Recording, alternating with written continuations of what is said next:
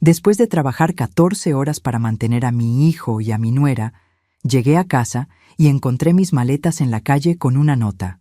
Compramos un perro, duerme en el garaje si quieres quedarte.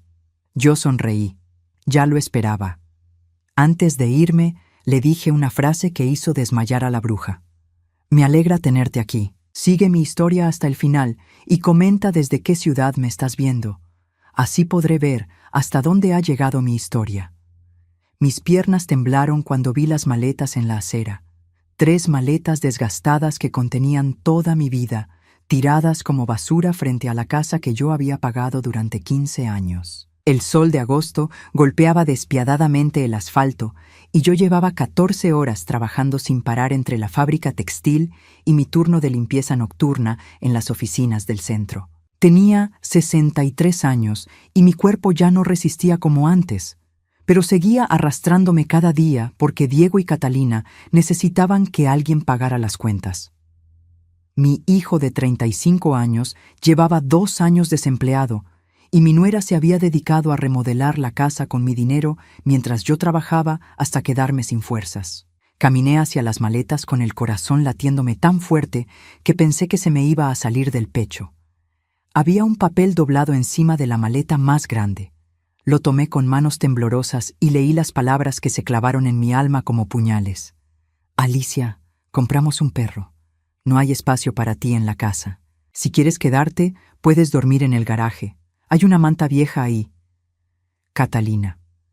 Ni siquiera tuvo la decencia de firmarlo junto con Diego. Era su decisión, su crueldad pura. Cerré los ojos y sentí como si todo el aire hubiera salido de mis pulmones. 14 horas de trabajo, las manos destrozadas por los químicos de limpieza, los pies hinchados, y llegaba a casa para encontrarme con esto. La puerta principal se abrió y apareció Catalina. 26 años, cabello perfecto, uñas recién hechas con el dinero que yo le había dado para gastos personales la semana anterior. Me miró como si fuera una molestia, como si mi presencia en la acera de mi propia casa fuera un inconveniente. «¿Ya viste el mensaje?», dijo sin una pizca de emoción en la voz. «El perro necesita espacio. Es un pastor alemán y va a crecer mucho». «Catalina», logré susurrar, «esta es mi casa. Yo pago la hipoteca. Yo pago todos los gastos». Ella se encogió de hombros. «Diego y yo pensamos que ya es hora de que seas más independiente. Tienes 63 años, no 90. Puedes conseguir tu propio lugar». En ese momento salió Diego, mi hijo, el niño al que crié sola después de que su padre muriera cuando él tenía 10 años. El mismo al que le pagué la universidad trabajando 3 empleos. Me miró durante un segundo, y en sus ojos no vi amor ni culpa, solo incomodidad, como si yo fuera un problema que prefería evitar. «Mamá, Catalina tiene razón. Ya no eres nuestra responsabilidad». Esas palabras me partieron en dos. Nuestra responsabilidad. Como si yo hubiera sido una carga y no la mujer que se había sacrificado cada día de su vida para que él pudiera tener un futuro. Me quedé ahí parada, mirando al hombre que había sido mi mundo entero, y me di cuenta de que para él yo no era nada. Catalina sonrió con satisfacción. «Si decides quedarte en el garaje, las reglas son simples. No entres a la casa sin permiso. No uses la cocina durante el día porque el perro va a estar comiendo ahí. Y necesitamos que contribuyas con $300 al mes para los gastos del perro». $300 para dormir en mi propio garaje mientras ellos vivían cómodamente en la casa que yo pagaba. La humillación era tan profunda que sentí náuseas. Pero entonces algo cambió dentro de mí. Una calma extraña se apoderó de mi cuerpo, como si hubiera estado esperando este momento durante mucho tiempo. Sonreí. Por primera vez en meses, sonreí genuinamente. «¿Sabes qué, Catalina?», dije con una voz sorprendentemente tranquila. «Tienes razón. Es hora de que seas más independiente». Ella frunció el ceño, confundida por mi reacción. Me acerqué a ella, lo suficiente para que solo pudiera escucharme.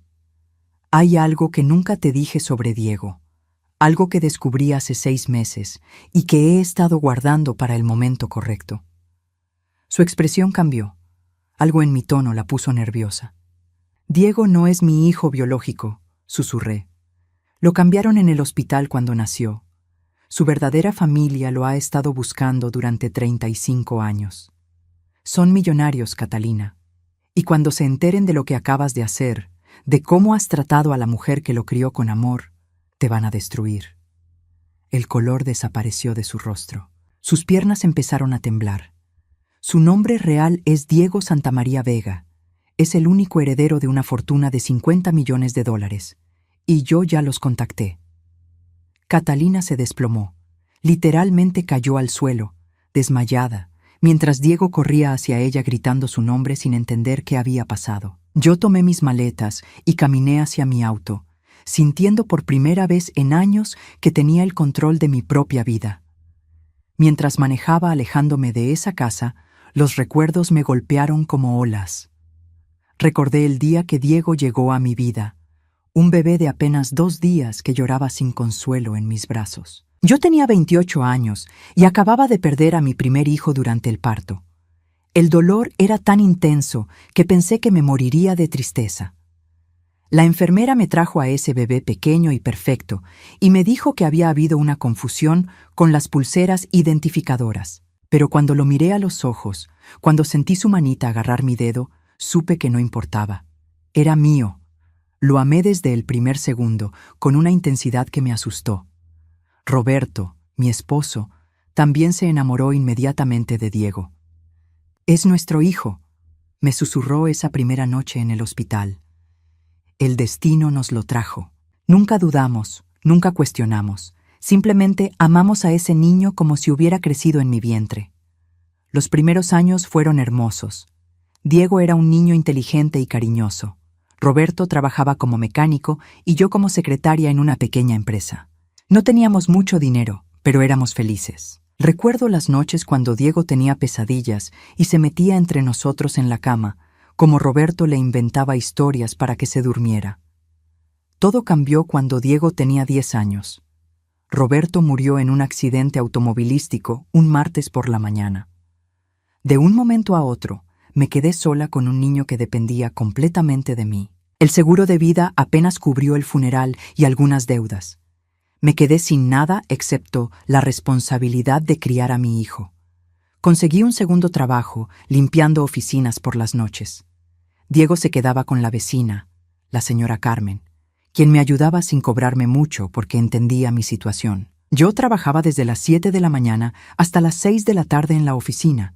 Luego corría a recoger a Diego, le daba de cenar, lo ayudaba con las tareas y a las 9 de la noche salía a limpiar edificios hasta las 3 de la madrugada.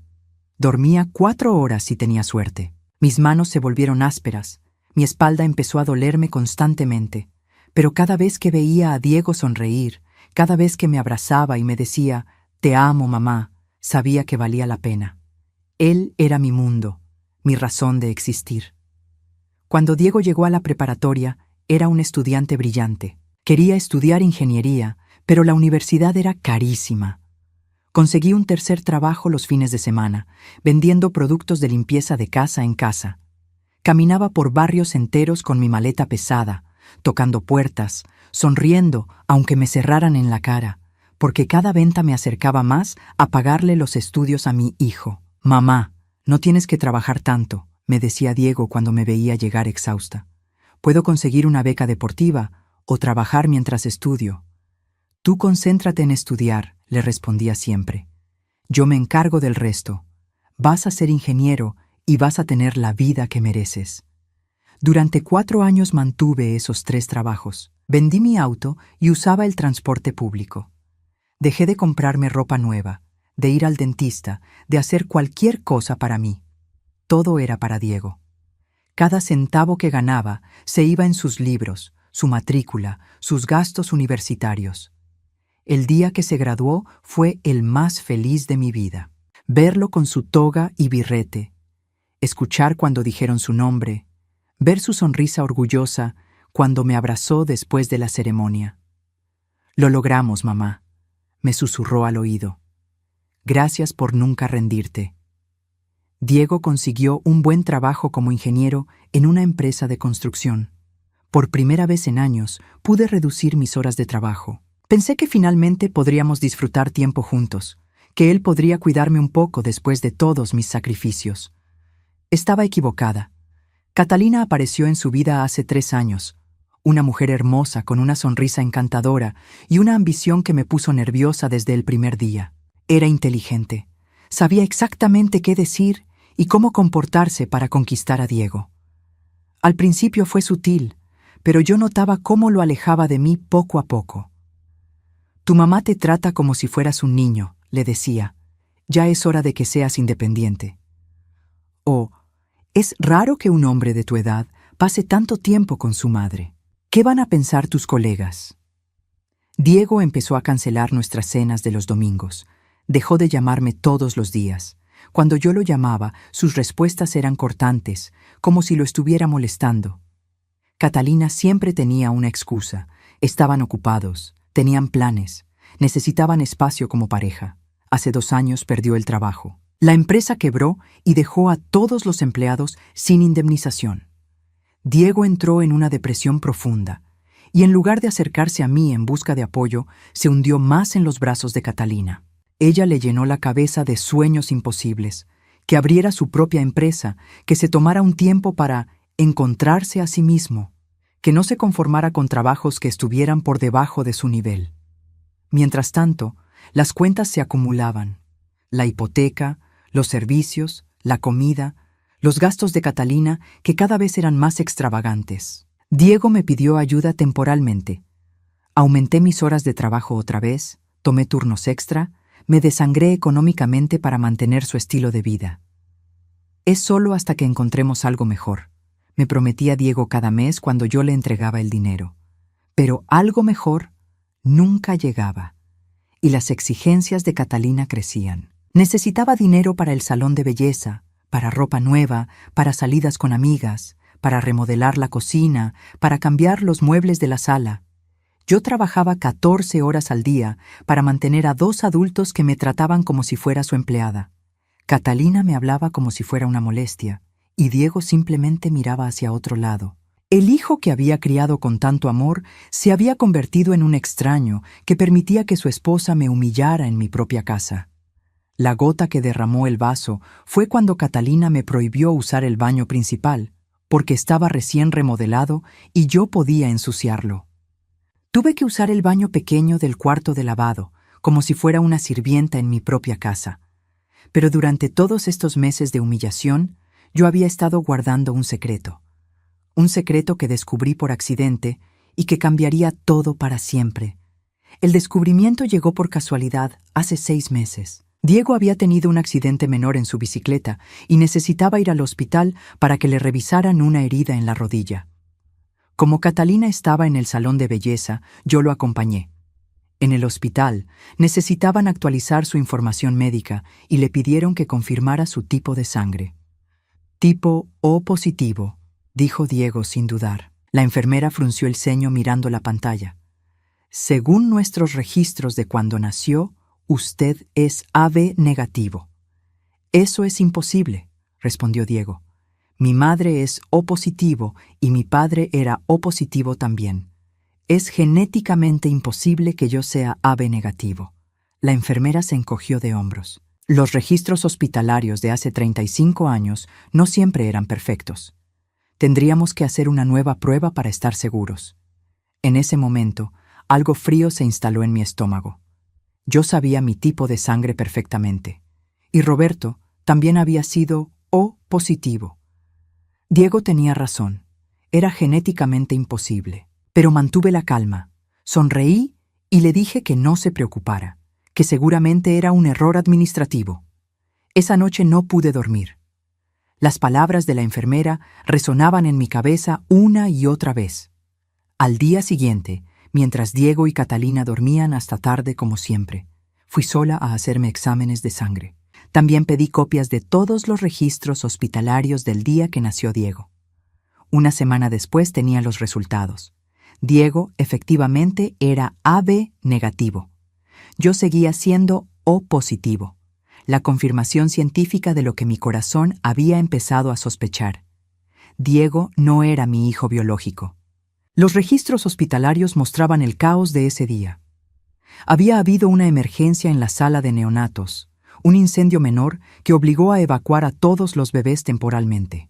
En la confusión, algunas pulseras identificadoras se cayeron o se dañaron. 5 bebés nacieron ese día, y según una nota al margen de una enfermera, hubo posible confusión con las identificaciones que se está investigando. Pero la investigación nunca se completó. Los registros simplemente terminaban ahí, como si hubieran decidido que era mejor no remover el problema. 5 familias se llevaron bebés a casa, y nadie verificó si eran realmente los suyos. Durante semanas viví en un estado de shock silencioso. Cada vez que miraba a Diego, me preguntaba quién era realmente. ¿Dónde estaba mi hijo biológico? ¿Quién tenía el bebé que debería haber crecido conmigo? Pero al mismo tiempo, cuando veía a Diego reír, o cuando recordaba todos nuestros momentos juntos, sabía que él seguía siendo mi hijo en todos los sentidos que importaban. La sangre no definía el amor que le había dado durante 35 años. Decidí que nunca le diría nada. ¿Para qué? Yo era la única madre que había conocido, y él era el único hijo que yo había criado. Pero la curiosidad pudo más que mi prudencia. Empecé a investigar qué había pasado con las otras 4 familias de ese día. Contratar a un investigador privado me costó $1,200 que saqué de mis ahorros para emergencias. Le di toda la información que tenía, la fecha, el hospital, los nombres de las otras familias que aparecían en los registros. Le pedí que fuera discreto, que solo me dijera si había encontrado algo importante. Lo que descubrió cambió todo. Una de las familias de ese día había estado buscando a su hijo perdido durante décadas. Los Santamaría Vega, una familia adinerada que había perdido a su único hijo varón esa noche caótica. Habían contratado investigadores privados, habían puesto anuncios en periódicos, habían ofrecido recompensas. Nunca se habían rendido.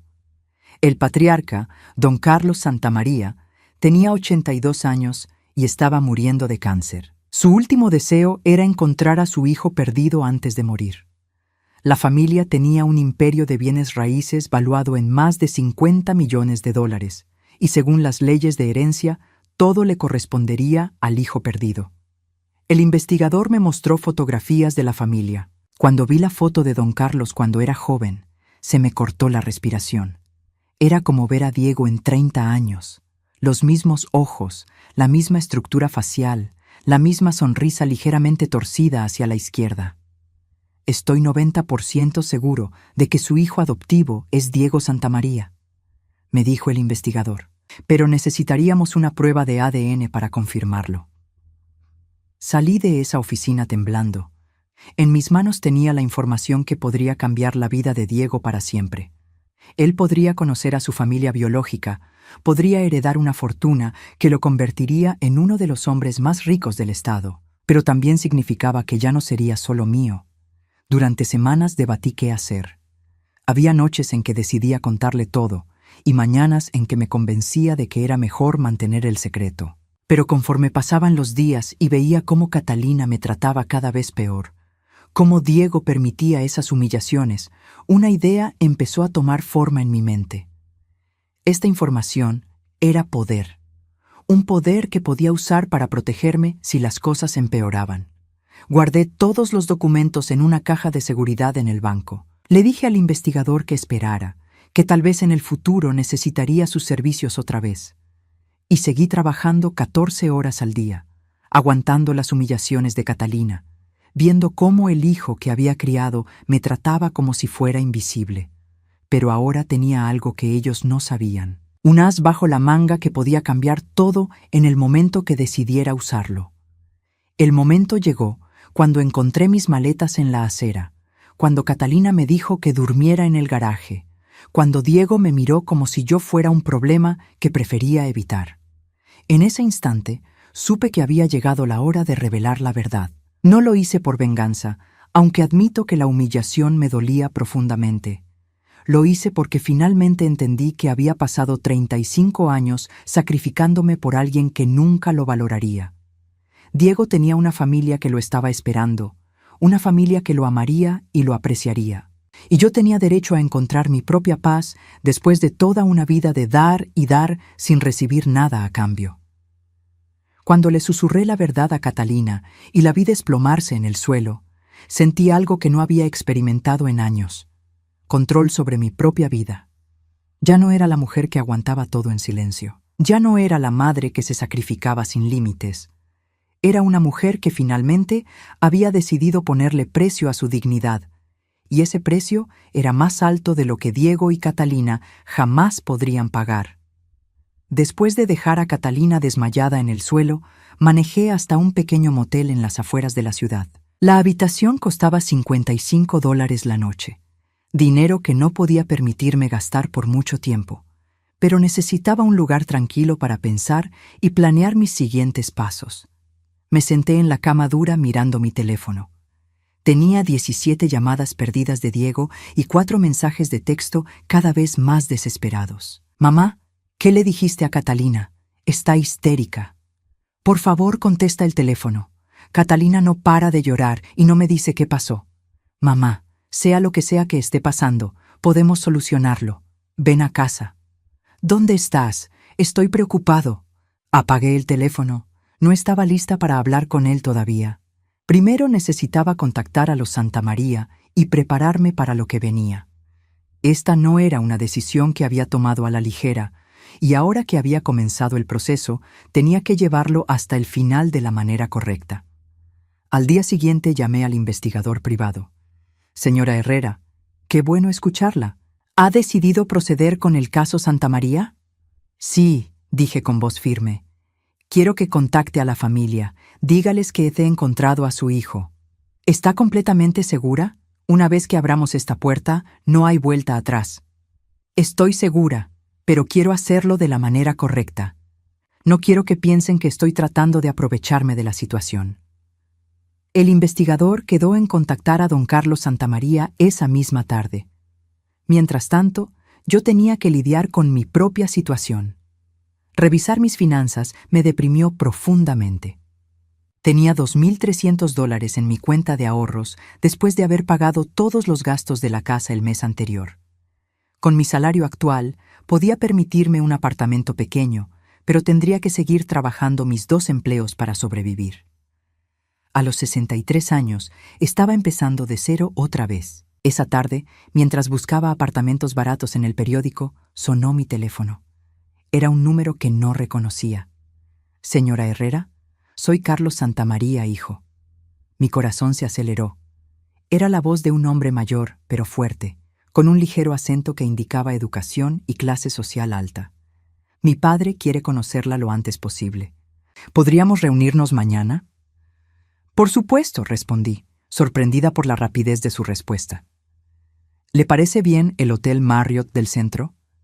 Digamos a las 2 de la tarde en el restaurante del lobby». Acepté, aunque sabía que ese hotel era carísimo y yo no tenía la ropa adecuada para un lugar así. Pero era importante que esta primera reunión fuera perfecta. Esa noche dormí poco, pero no por nervios, sino por alivio. Durante meses había cargado sola con el peso de este secreto, sintiendo la culpa de mantener separadas a 2 familias que se pertenecían. Finalmente estaba haciendo lo correcto. Mientras tanto, mi teléfono no paraba de sonar. Diego llamaba cada hora, pero yo seguía sin contestar. También había mensajes de Catalina, cosa que me sorprendió porque ella nunca me había llamado directamente. «Alicia, por favor, necesito hablar contigo. Es importante». «No sé qué quisiste decir ayer, pero estoy muy confundida. Por favor, llámame». «Alicia, Diego está muy preocupado. Al menos dile dónde estás». Podía escuchar la desesperación en su voz, muy diferente al tono arrogante y despectivo de siempre. Algo le había pasado después de que se desmayó, algo que la tenía aterrorizada. La mañana siguiente compré un vestido sencillo, pero presentable en una tienda de descuentos. Entonces, $120 que no tenía, pero necesitaba verme respetable para esta reunión. También fui a la peluquería más barata que encontré y me arreglé el cabello por primera vez en meses. Llegué al Marriott 15 minutos antes de la hora acordada. El lugar era exactamente lo que había imaginado. Elegante, caro, lleno de gente que claramente pertenecía a un nivel social muy diferente al mío. Me senté en una mesa del restaurante y ordené solo un café, tratando de calmar mis nervios. A las 2 en punto, exactas, vi entrar a un hombre mayor apoyado en un bastón, acompañado por otro hombre de unos 50 años. El parecido con Diego era innegable. El hombre mayor tenía el mismo color de ojos, la misma forma de la nariz. El más joven tenía la misma estatura y complexión que mi hijo. Se acercaron a mi mesa, y cuando el hombre mayor me miró, sus ojos se llenaron de lágrimas. «Usted es la mujer que crió a nuestro Diego», dijo con voz quebrada. No pude evitar emocionarme también. «Y ustedes son su verdadera familia». Don Carlos se sentó con dificultad, claramente debilitado por la enfermedad, pero sus ojos brillaban con una esperanza que no había visto en mucho tiempo. «Cuénteme de él», me pidió. «Cuénteme de mi hijo». Durante la siguiente hora les conté todo. Sus primeros pasos, sus palabras favoritas cuando era niño, cómo le encantaba construir cosas con bloques, cómo se graduó de ingeniero con honores. Les mostré fotografías que llevaba en mi cartera, fotos de cada etapa de su vida. Don Carlos lloraba abiertamente. Su hijo, Carlos Jr., también tenía los ojos húmedos. «Hizo usted un trabajo maravilloso criándolo», me dijo don Carlos. «Le dimos por perdido hace tantos años, pero nunca dejé de pensar en él, de preguntarme cómo sería, si estaría bien, si sería feliz. Era un niño muy feliz», le aseguré. «Y un buen hombre, aunque últimamente». «¿Qué pasa?», preguntó Carlos Jr. Les expliqué la situación de los últimos años, el desempleo de Diego, su matrimonio con Catalina, cómo había cambiado, cómo me trataba ahora. No quería pintarlo como un villano, pero necesitaban entender por qué había tomado la decisión de contactarlos justo ahora. «Entiendo», dijo don Carlos. «A veces las personas se pierden en el camino, especialmente cuando están con las influencias equivocadas. Pero usted lo crió bien durante 30 años. Eso no se borra». Carlos Jr. se inclinó hacia adelante. «Tenemos que hacer esto legalmente, con pruebas de ADN certificadas. Pero si él es realmente nuestro Diego, queremos conocerlo inmediatamente». «Hay algo más que deben saber», dije, respirando profundo. «Diego no sabe nada de esto. Hasta ayer no sabía que no era mi hijo biológico». Los dos hombres se miraron sorprendidos. «¿Cómo reaccionó cuando se lo dijo?», preguntó don Carlos. «No se lo he dicho. Solo le dije a su esposa que había un secreto, pero no los detalles. Quería hablar con ustedes primero, hacer esto de la manera correcta». Don Carlos asintió con aprobación. «Es usted una mujer muy sabia y considerada. Haremos esto paso a paso, con mucho cuidado. Diego ha sido su hijo durante 35 años. Nosotros no queremos quitárselo, solo queremos ser parte de su vida también». Cuando salí de esa reunión, tenía un plan claro. Los Santamaría contactarían a Diego directamente en 3 días para pedirle que se hiciera una prueba de ADN. Le dirían que habían estado buscando a un hijo perdido y que un investigador los había llevado hasta él. No mencionarían mi nombre inicialmente. Mientras tanto, yo tendría tiempo de encontrar un apartamento y establecer mi nueva vida independiente. Porque sin importar cómo resultaran las cosas con Diego y su nueva familia, una cosa estaba clara. Mi tiempo como la mujer que se sacrificaba en silencio había terminado para siempre. Esa noche, finalmente contesté el teléfono cuando Diego llamó. La voz de Diego sonó desesperada cuando finalmente contesté su llamada. «Mamá, ¿dónde estás? He estado llamándote durante 2 días. Catalina está muy rara. No me dice qué fue lo que le dijiste, pero no ha parado de llorar y de hacer preguntas extrañas sobre mi familia, sobre cuando nací. Estoy bien, Diego, estoy en un lugar seguro. Por favor, ven a casa, podemos arreglar esto. Sé que Catalina se pasó con lo del perro y el garaje, hablaré con ella». Su tono era el mismo de siempre, condescendiente, como si yo fuera una niña haciendo un berrinche. Como si el problema fuera que me había pasado con mi reacción y no que ellos me habían humillado de la forma más cruel posible. «Diego, necesito que me escuches muy bien. En los próximos días van a contactarte unas personas. Van a hacerte preguntas sobre tu nacimiento, sobre tu familia. Quiero que seas honesto con ellos. ¿De qué hablas? ¿Qué personas? Ya lo entenderás. Solo. Mantente abierto a lo que te van a decir. Colgué antes de que pudiera hacer más preguntas. Sabía que sonaba críptica, pero necesitaba que la revelación viniera de los Santamaría, no de mí. Sería más impactante, más real. Los siguientes 2 días fueron una tortura silenciosa. Me mudé a un pequeño apartamento amueblado que costaba $800 al mes. No era mucho, pero era limpio y era mío. Por primera vez en 3 años, no tenía que pedirle permiso a nadie para usar la cocina o el baño. El miércoles por la mañana, mientras desayunaba en paz en mi nueva mesa pequeña, sonó mi teléfono. Era Diego, pero su voz sonaba completamente diferente. Mamá, necesito verte, ahora. ¿Qué pasó? Vinieron 2 hombres a la casa. Se apellidan Santamaría. Dicen que yo podría ser su familia. Quieren que me haga una prueba de ADN. Su voz temblaba. Mamá, ¿tú sabías algo de esto? ¿Dónde estás ahora? En la casa, pero Catalina se fue. Empacó una maleta y se fue sin decir nada. Antes de irse me gritó que todo era mi culpa, que yo había arruinado su vida. No entiendo nada. Dame tu dirección nueva, Diego. Voy para allá. Llegué a la casa 1 hora después. La misma casa donde había vivido durante 15 años, donde había pagado cada mes de hipoteca, donde me habían puesto las maletas en la acera como si fuera basura. Diego me abrió la puerta y por primera vez en años vi miedo real en sus ojos. Mamá, ¿qué está pasando? Entramos a la sala.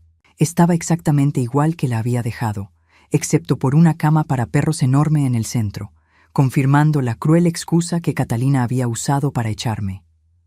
Diego, siéntate. Tengo algo que contarte. Le conté todo. El descubrimiento en el hospital, las pruebas de sangre, la investigación, los Santamaría. Observé su rostro cambiar de confusión a shock, de shock a una incredulidad dolorosa. Entonces, ¿tú no eres mi madre real? Esas palabras me partieron el corazón, pero mantuve la voz firme. He sido tu madre durante 35 años. Te cambié los pañales, te enseñé a caminar, a leer, a andar en bicicleta. Te cuidé cuando estabas enfermo. Trabajé 3 empleos para pagarte la universidad. Soy tu madre en todos los sentidos que importan. Diego se puso de pie y empezó a caminar de un lado al otro, pasándose las manos por el cabello. Pero mi verdadera familia tienen dinero, mucho dinero. Los hombres que vinieron llegaron en un Mercedes que debe costar más que mi salario de 3 años. Sí. Y tú lo sabías desde hace meses. Sí. Se detuvo frente a mí y por primera vez en años realmente me miró. No como si fuera una molestia o una obligación, sino como si me viera realmente. ¿Por qué no me lo dijiste antes? Porque eras mi hijo y no quería perderte. Pero después de cómo me han tratado tú y Catalina, después de encontrar mis maletas en la acera como si fuera basura, me di cuenta de que ya te había perdido de todas maneras. Diego se sentó pesadamente en el sofá, con la cabeza entre las manos. Dios mío, Catalina. Por eso se puso tan rara cuando le dijiste. Por eso me ha estado haciendo preguntas sobre dinero, sobre herencias, sobre si mi familia tenía propiedades. ¿Te ha estado preguntando sobre dinero? Desde ayer no para. Quería saber si tú tenías ahorros escondidos, si había alguna herencia de tu familia que yo no supiera. Incluso revisó tus cosas cuando vivías aquí. Pensé que solo estaba siendo curiosa, pero ahora entiendo. Estaba buscando dinero. La realidad de quién era realmente Catalina estaba empezando a quedar clara para él. Diego, los Santamaría me dijeron algo más. El padre, don Carlos, se está muriendo de cáncer. Su último deseo es conocer a su hijo perdido antes de morir. Diego levantó la cabeza y vi lágrimas en sus ojos. ¿Está muriendo? Sí. Tienen poco tiempo. ¿Y si la prueba de ADN confirma que soy su hijo? Entonces serás el heredero de una fortuna de más de $50 millones. El silencio que siguió fue ensordecedor. Diego me miró fijamente y pude ver su mente procesando todo. Los años de desempleo, las humillaciones que yo había aguantado para mantenerlos, la forma en que Catalina me había tratado, y ahora la posibilidad de una riqueza que nunca había soñado. «Mamá», dijo finalmente, su voz quebrada. «¿Puedes perdonarme?». Antes de que pudiera responder, la puerta principal se abrió de golpe. Catalina entró como un huracán, con el cabello despeinado y los ojos rojos de llorar. Llevaba la misma ropa del día anterior y se veía desquiciada. «Diego, ¿ya hablaste con ella? ¿Te dijo la verdad? Catalina, ¿dónde estabas?».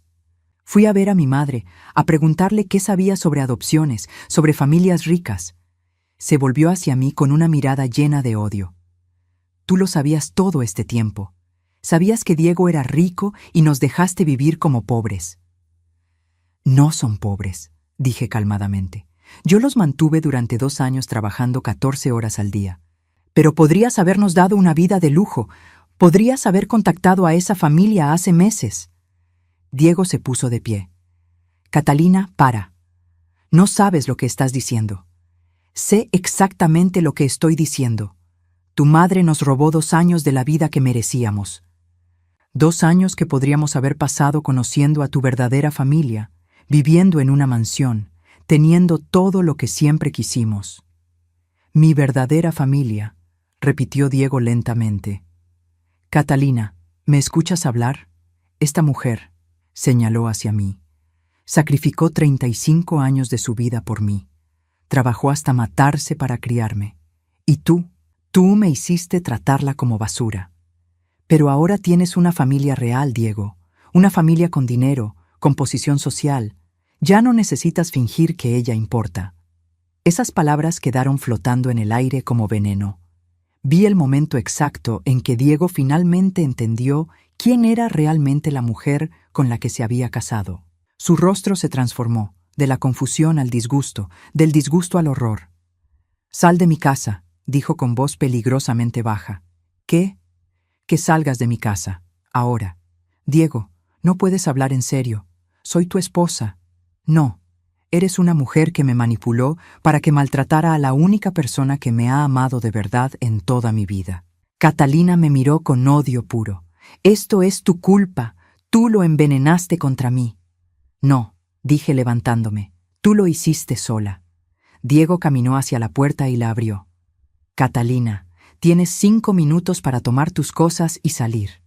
Si no lo haces, llamo a la policía. No puedes echarme, soy tu esposa, tengo derechos». «Los únicos derechos que tienes son los que yo te dé, y ya no te doy ninguno». Catalina salió gritando amenazas y maldiciones. Cuando la puerta se cerró detrás de ella, Diego se volvió hacia mí. «Mamá, ¿puedes perdonarme? ¿Puedes darme otra oportunidad?». Miré a mi hijo, el niño que había criado, el hombre que se había perdido y que ahora parecía estar encontrándose a sí mismo otra vez. «Siempre habrá una oportunidad para ti, Diego. Pero las cosas van a ser diferentes ahora. 6 meses después, estoy sentada en el jardín de mi nueva casa, una casita pequeña pero hermosa que compré con mis propios ahorros en un barrio tranquilo. Es viernes por la tarde y Diego viene a visitarme, como hace todos los viernes desde que comenzó su proceso de redención. La prueba de ADN confirmó lo que ya sabíamos. Diego es efectivamente Diego Santamaría Vega, el hijo perdido de don Carlos. La reunión entre ellos fue uno de los momentos más emotivos que he presenciado. Ver a don Carlos abrazar al hijo que había perdido hace 35 años, ver a Diego conocer al padre que nunca supo que tuvo, fue algo que me llenó el corazón de una felicidad que no esperaba. Don Carlos murió 3 meses después de conocer a Diego, pero murió en paz. Sus últimas semanas las pasó contándole a su hijo sobre la familia, sobre el negocio, sobre todos los años que habían perdido. Diego heredó no solo la fortuna, sino también una empresa sólida y un legado familiar que le dio el propósito que le había faltado durante años. Pero la riqueza no cambió las reglas que yo establecí. Cuando Diego quiso comprarme una mansión, le dije que no. Cuando quiso darme $1 millón, le dije que no necesitaba su dinero, que necesitaba su respeto. Cuando quiso que fuera a vivir con él a la casa familiar de los Santamaría, le dije que ya había criado a mi hijo y que ahora era tiempo de vivir para mí. Pero mamá me había dicho esa primera vez: «Ahora puedo darte todo lo que siempre mereciste». Puedes dejar de trabajar, puedes viajar, puedes tener cualquier cosa que quieras.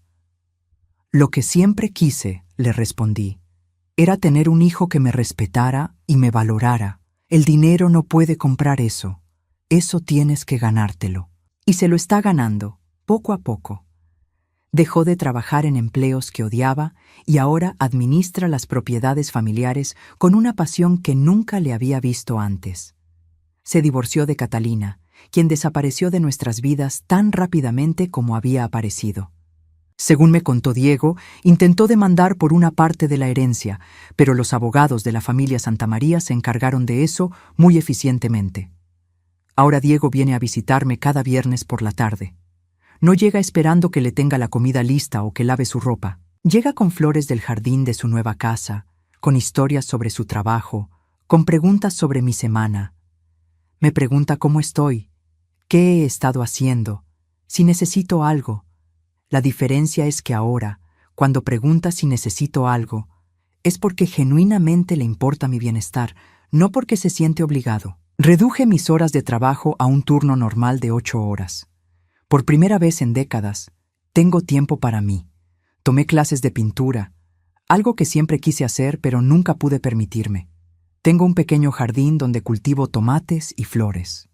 Leo libros por placer, no solo para escapar del cansancio. Diego me ha contado sobre su nueva familia.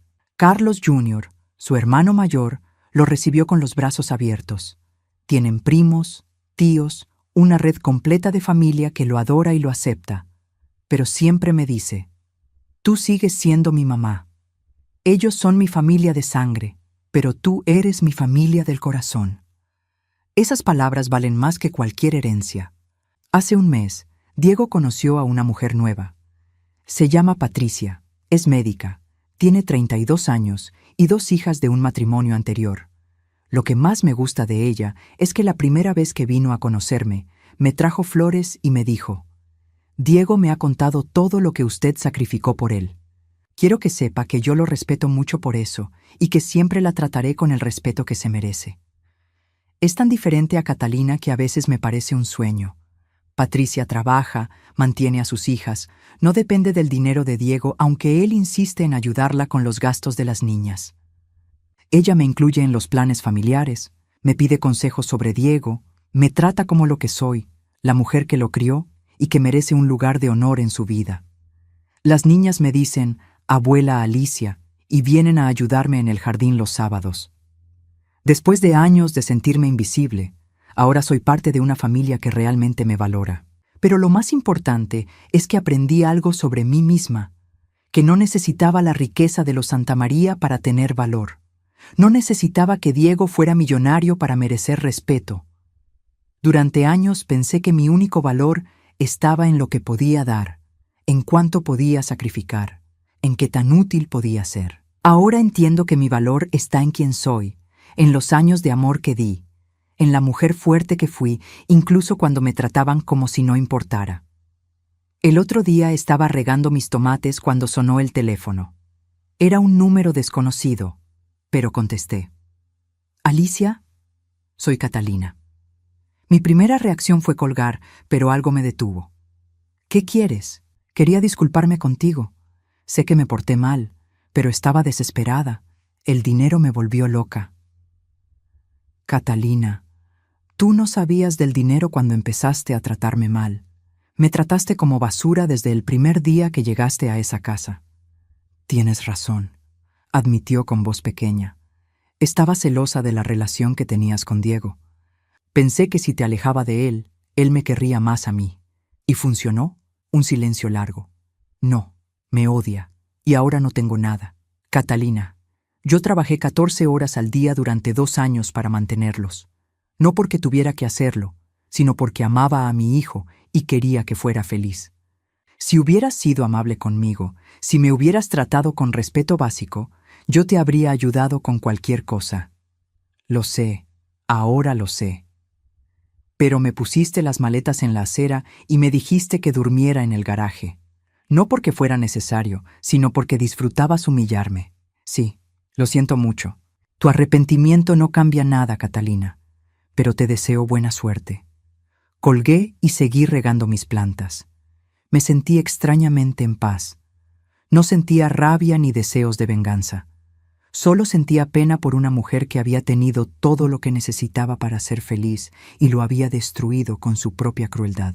Esta mañana Diego me trajo café y pasteles de una panadería francesa carísima.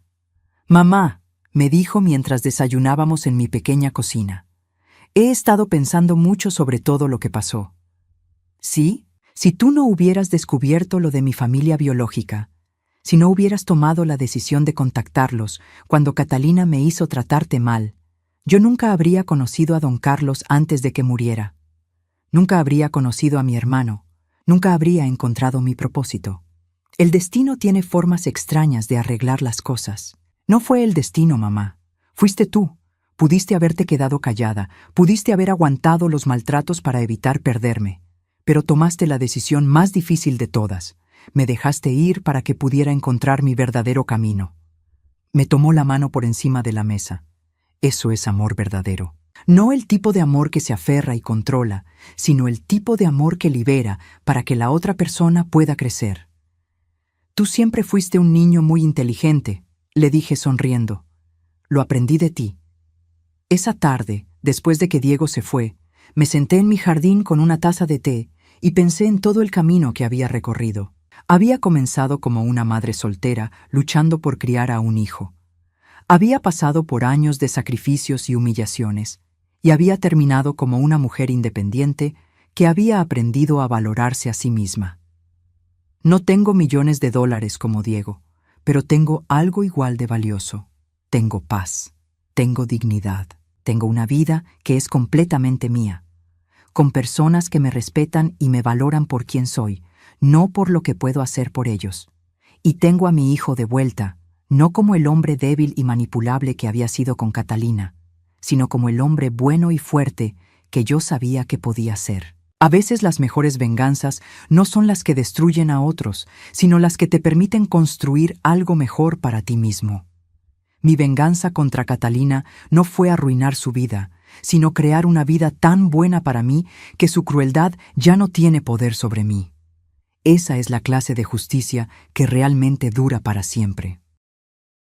Mi nombre es Isabella. Tengo 28 años y trabajo como mesera en un restaurante elegante del centro de la ciudad. Mi vida dio un giro inesperado hace 3 años cuando conocí a James, un exitoso arquitecto de 32 años. Nos conocimos cuando él vino a cenar al restaurante donde trabajo. A pesar de la clara diferencia en nuestros estatus sociales, nos enamoramos y después de un año de noviazgo, nos casamos. Sin embargo, su familia, especialmente su madre Victoria, nunca me aceptó. Victoria Thompson es una socialité muy conocida en la ciudad, viuda de un importante empresario y con una fortuna considerable. Desde el principio, dejó clara su desaprobación hacia mí. James, cariño, ¿realmente quieres casarte con una mesera? Piensa en el futuro de nuestra familia, fueron sus palabras cuando anunciamos nuestro compromiso. A pesar de su oposición, James se mantuvo firme en su decisión de casarse conmigo. Aunque esto causó tensión en su relación con su madre, él siempre me defendió. Después de la boda, Victoria mantuvo su actitud fría hacia mí. En cada reunión familiar, encontraba formas sutiles de menospreciarme, desde comentarios sobre mi ropa hasta insinuaciones sobre mi falta de clase. «Oh, Isabella, ese vestido debe ser de una tienda departamental, ¿verdad? Es interesante tu elección», solía decir con una sonrisa condescendiente. A pesar de sus comentarios hirientes, seguí trabajando como mesera. No porque necesitáramos el dinero, James ganaba bien, sino porque amaba mi independencia y mi trabajo. Mis compañeros se habían convertido en mi segunda familia, y disfrutaba genuinamente servir a las personas. Este año, Victoria insistió en organizar la cena de Navidad en su mansión. James me advirtió que su madre planeaba algo especial, pero no me dio más detalles. La noche de Navidad llegó. La mansión estaba decorada de manera espectacular, con un enorme árbol de Navidad en el salón principal y decoraciones que probablemente costaban más que mi salario de un año. Todos los invitados eran de la alta sociedad, médicos, abogados, empresarios. Me sentía como un pez fuera del agua, especialmente cuando Victoria comenzó su ritual de regalos. Para mi querida amiga Margaret, este collar de Cartier, anunció Victoria, entregando una elegante caja azul. Para mi sobrina Catherine, un viaje todo pagado a París. Los regalos continuaron, cada uno más extravagante que el anterior. Cuando llegó mi turno, Victoria sonrió maliciosamente. Y para Isabella, bueno, querida, compré algo más, apropiado para ti. Me entregó una pequeña caja. Dentro había un delantal de cocina con la frase "la mejor mesera". El silencio invadió la sala. Algunas personas rieron discretamente, otras miraron hacia otro lado incómodas. Pensé que sería perfecto para ti, querida. Después de todo, debemos mantener presente nuestros orígenes, dijo Victoria con una sonrisa cruel. Sentí las lágrimas formándose en mis ojos, pero me negué a darle la satisfacción de verme llorar. James, que había estado inusualmente callado toda la noche, se levantó de repente. Mamá, ya que estamos intercambiando regalos, tengo un anuncio que hacer. Victoria sonrió, probablemente esperando algún anuncio que la complaciera. Isabella, amor mío, sé que has estado soportando mucho, comenzó James, tomando mi mano. Es hora de que todos sepan la verdad. James sacó un sobre de su chaqueta mientras toda la sala permanecía en silencio. Hace 6 meses, continuó, Isabella me dio el mejor consejo de mi vida. Me dijo que debería seguir mis sueños en lugar de vivir bajo la sombra de papá. Victoria se puso rígida al escuchar la mención de su difunto esposo. ¿De qué estás hablando, James? ¿Qué tiene que ver esta mesera con los negocios familiares? James sonrió, apretando mi mano con más fuerza. Gracias a Isabella, decidí vender mis acciones en la empresa familiar y usar ese capital para iniciar mi propio estudio de arquitectura. En solo 6 meses, hemos conseguido contratos con 3 de las mayores desarrolladoras inmobiliarias del país. Sacó varios documentos del sobre y los extendió sobre la mesa. Estos son los contratos. Proyectos por valor de más de $50 millones. Y todo gracias al apoyo de mi esposa, esa simple mesera, que según tú, mamá, no merece estar en esta familia.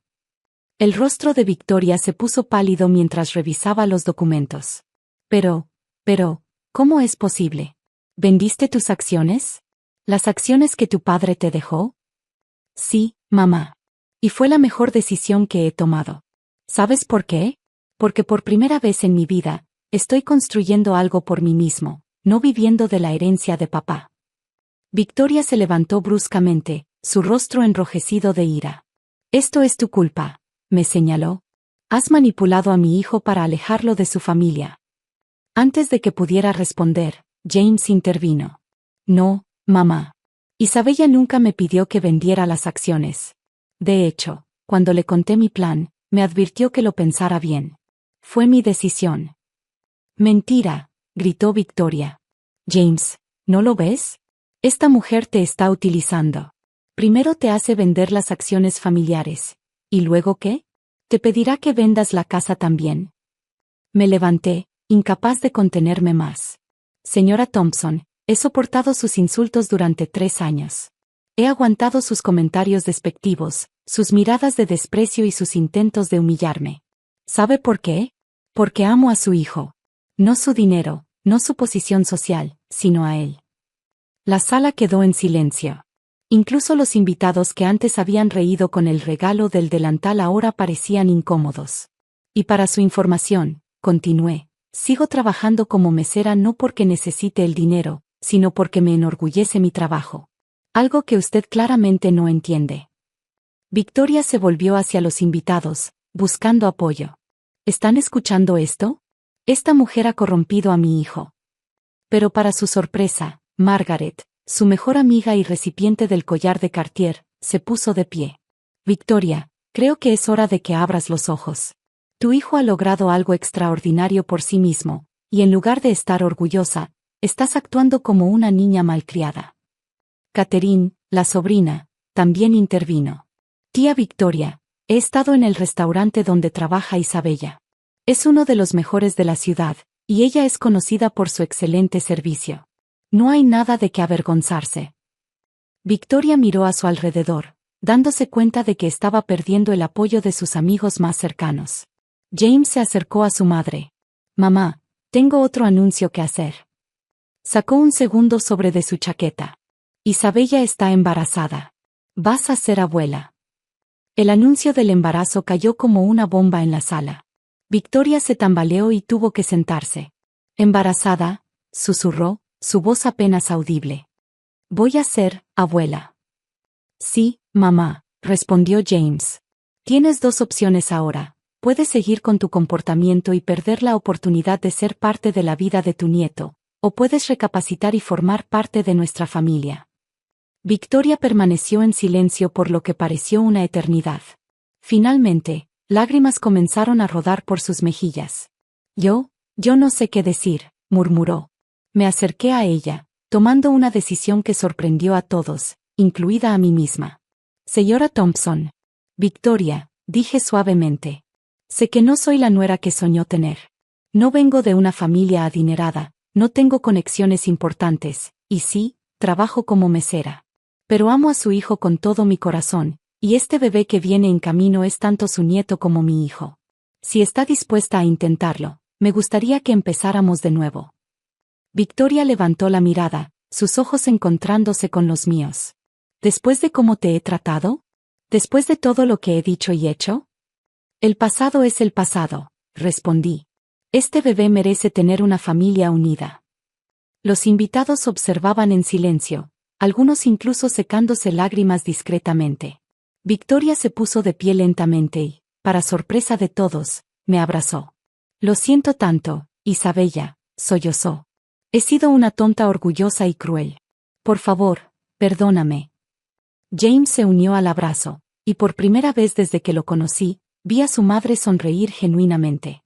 Los meses siguientes trajeron cambios sorprendentes. Victoria se transformó completamente. Comenzó a visitarnos regularmente, siempre trayendo regalos para el bebé. Incluso vino a cenar al restaurante donde trabajo, sentándose en mi sección y tratándome con el mismo respeto que a cualquier otro servidor. Un día, mientras limpiaba mi casillero en el restaurante, encontré el delantal que Victoria me había regalado en Navidad. Estaba a punto de tirarlo cuando ella apareció en la puerta de empleados. No lo hagas, dijo suavemente. Déjame arreglarlo. Tomó el delantal y, una semana después, me lo devolvió. Había sido modificado profesionalmente. Ahora decía, la mejor hija, esposa y madre. Espero que esto compense un poco mi error, dijo con una sonrisa tímida. 6 meses después, di a luz a una hermosa niña. La llamamos Victoria, en honor a su abuela, quien lloró de felicidad al escuchar el nombre. El estudio de arquitectura de James continuó creciendo. Eventualmente, me uní al negocio como gerente de relaciones públicas. Resulta que mis años como mesera me habían dado habilidades invaluables para tratar con clientes y manejar situaciones difíciles. Victoria vendió su mansión y compró una casa más pequeña cerca de la nuestra. Quiero estar cerca de mi nieta, explicó. Las grandes mansiones son para personas solitarias que necesitan llenar espacios vacíos con cosas materiales. Yo prefiero llenar mi vida con amor familiar. En la primera Navidad después del nacimiento de la pequeña Victoria, organizamos la cena en nuestra casa. Fue una celebración mucho más modesta que la del año anterior, pero infinitamente más cálida y significativa. Durante la cena, Victoria se puso de pie para hacer un brindis. Hace un año, cometí el error de juzgar a alguien por su trabajo y su origen social. Estaba tan equivocada. Mi nuera me enseñó que la verdadera clase no tiene nada que ver con el dinero o el estatus social.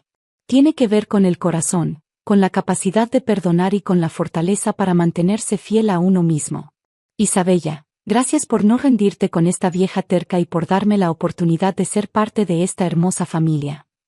Mientras observaba a mi suegra sosteniendo a mi hija, pensé en cómo la vida da vueltas.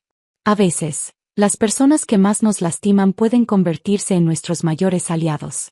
Y a veces, mantenerse firme en quien eres, a pesar de las críticas y el desprecio, puede llevar a los cambios más hermosos. James tomó mi mano bajo la mesa y la apretó suavemente. No necesitábamos palabras para comunicarnos. Ambos sabíamos que habíamos ganado algo mucho más valioso que cualquier fortuna material, una familia verdaderamente unida.